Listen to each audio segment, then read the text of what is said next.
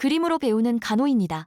보건간호 과목에서 가장 헷갈리는 보건의료 전달 체계, 아직도 무작정 외우고 계신가요? 우리나라의 자유방임형 특징부터 1차, 2차, 3차, 의료기관의 차이점까지 그림으로 한눈에 쏙쏙 정리해드립니다. 자, 본 수업 들어가 볼까요? 안녕하세요. 복잡한 지식을 명쾌하게 풀어드리는 시간입니다. 오늘은 우리나라의 보건의료 전달 체계라는 걸요. 마치 게임 퀘스트를 하나씩 클리어하듯이 쉽고 재미있게 그리고 머리에 쏙쏙 들어오게 공략해 보겠습니다. 자, 준비되셨으면 지금 바로 퀘스트 시작합니다. 이런 생각 다들 한 번쯤은 해보셨죠? 몸이 좀 으슬으슬한데 이왕이면 제일 크고 좋은 대학병원으로 바로 가고 싶다. 바로 이 질문이야말로 오늘 우리가 풀어야 할 가장 핵심적인 미션입니다. 과연 이게 맞는 걸까요? 지금부터 그 정답을 찾아 같이 한번 떠나보시죠. 자, 어떤 퀘스트든 성공하려면 제일 먼저 지도부터 제대로 읽어야 하잖아요? 우리 퀘스트의 지도가 바로 이 보건의료 전달 체계라는 겁니다. 도대체 이게 뭘 의미하는 걸까요? 네, 바로 이겁니다. 여기서 제일 중요한 키워드는 효과적이고 효율적으로 라는 말이에요. 이게 무슨 뜻이냐면 우리나라의 의료 자원은 한정되어 있잖아요. 이걸 낭비 없이 가장 똑똑하게 사용해서 꼭 필요한 사람에게 제대로 된 의료 서비스를 제공하자는 일종의 국가적인 약속이자 시스템인 거죠. 근데 말이죠. 애초에 이렇게 복잡해 보이는 시스템, 이 지도는 대체 왜 필요하게 된 걸까요? 어떤 문제들을 해결하기 위해서 이런 거대한 퀘스트가 시작되었는지 그 배경부터 한번 살펴보겠습니다. 이게 참 아이러니한 상황인데요. 한쪽에서는 의학기술이 눈부시게 발전하고 있는데 다른 한쪽에서는 그 좋은 병원이나 실력 있는 의사들이 죄다 서울 같은 대도시에만 몰려 있는 거예요. 이 엄청난 기술과 자원들을 전국의 모든 사람들에게 어떻게 공평하게 나눠줄 것인가. 이게 바로 첫 번째 과제였습니다. 여기에다가 상황을 더 복잡하게 만든 두 가지 도전 과제가 더 있었습니다. 건강보험이 생기면서 병원 문턱이 확 낮아졌거든요. 그러니까 너도 나도 병원에 가면서 의료 수요는 폭발적으로 늘어났고요. 또 잘 살게 되면서 전반적인 의료비 자체도 엄청나게 비싸지기 시작했죠. 이 모든 걸 관리할 어떤 규칙이 필요해진 겁니다. 그래서 우리나라가 선택한 길은 무엇이었을까요? 바로 자유방임형 모델입니다. 이건 국가가 하나부터 열까지 다 통제하는 게 아니라요. 민간 의료기관들이 자유롭게 경쟁하고 환자들도 내가 가고 싶은 병원을 마음대로 선택할 수 있게 하는 방식이에요. 자, 이 슬라이드가 핵심을 딱 보여주네요. 자유라는 건 동전의 양면과 같아요. 우리는 병원을 마음대로 고를 수 있고 병원들은 서로 경쟁하면서 서비스 품질을 높이니까 좋죠.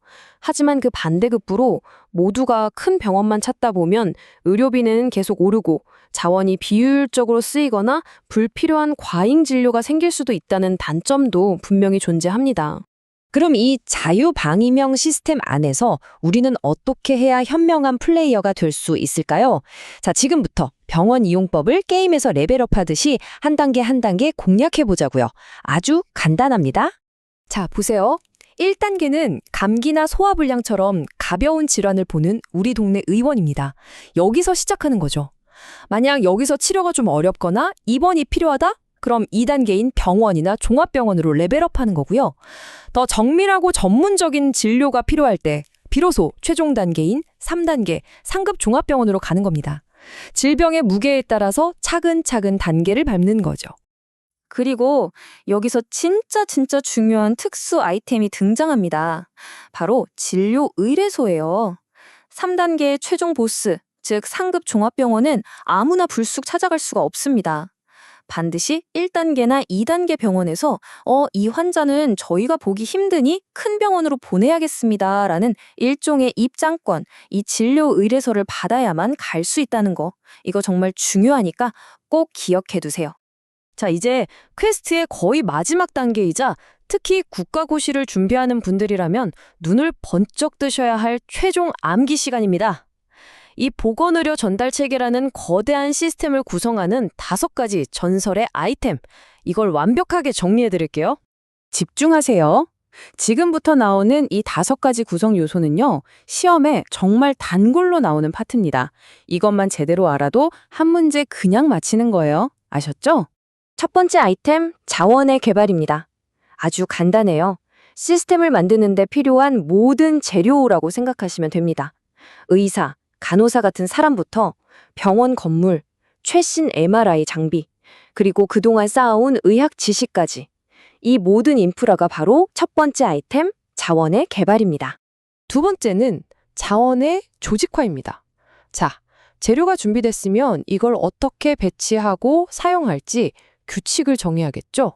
그게 바로 조직화입니다. 국가나 건강보험공단 같은 곳에서 이 소중한 자원들을 필요한 곳에 효율적으로 배치하고 관리하는 체계를 만드는 단계라고 보시면 돼요.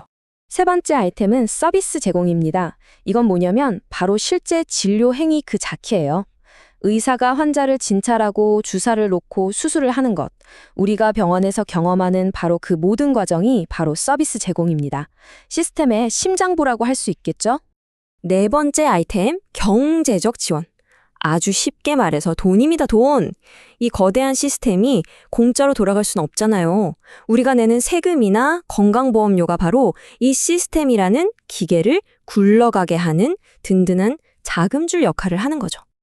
그리고 마지막 다섯 번째 아이템은 바로 관리입니다. 이 모든 과정이 삐걱거리지 않고 올바른 방향으로 나아가도록 지휘하는 컨트롤 타워라고 생각하시면 돼요.